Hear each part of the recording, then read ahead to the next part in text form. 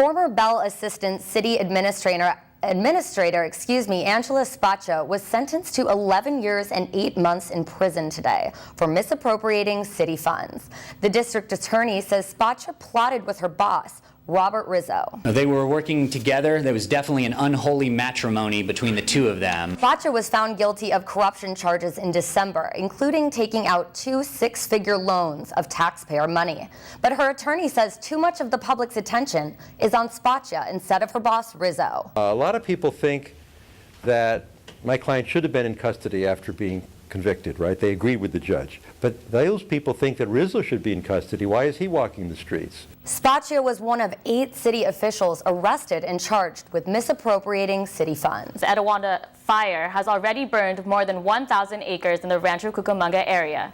9 schools were closed for the second straight day. Some residents have returned to their homes, but authorities warn they may have to evacuate again. Rancho Cucamonga is in San Bernardino County. The fire originated in a canyon about 12 miles north of the city. So far, there are no reports of major property damage. The fire is 10% contained. However, fire officials warned residents the conditions could get worse with heavy winds tonight.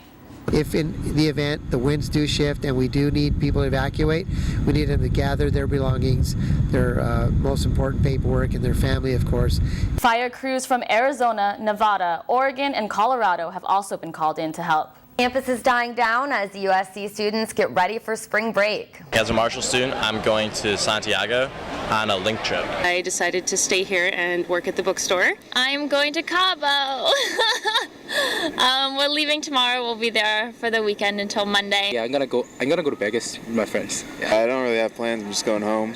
The U.S. State Department released tips for students traveling during spring break. They recommend having the contact information for the U.S. Embassy or consulate closest to your destination. And if you lose your passport, the State Department says to contact the American consulate so you can leave the country that you're visiting. You can find out more tips at atvn.org. Architects, engineers, and designers showcase creative structures made out of canned food in downtown LA today to raise money and awareness towards hunger issues.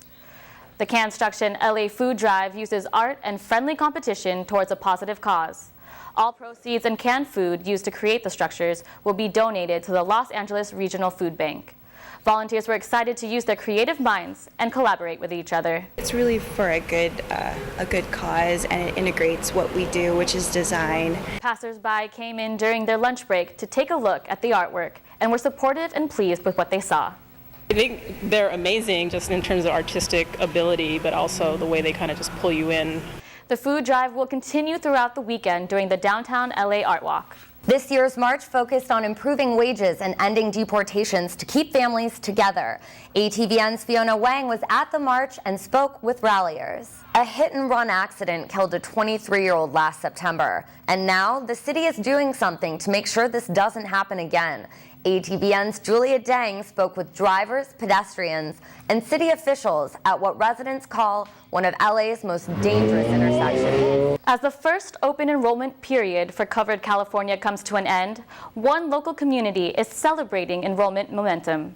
ATVN's Fiona Wang spoke with excited advocates.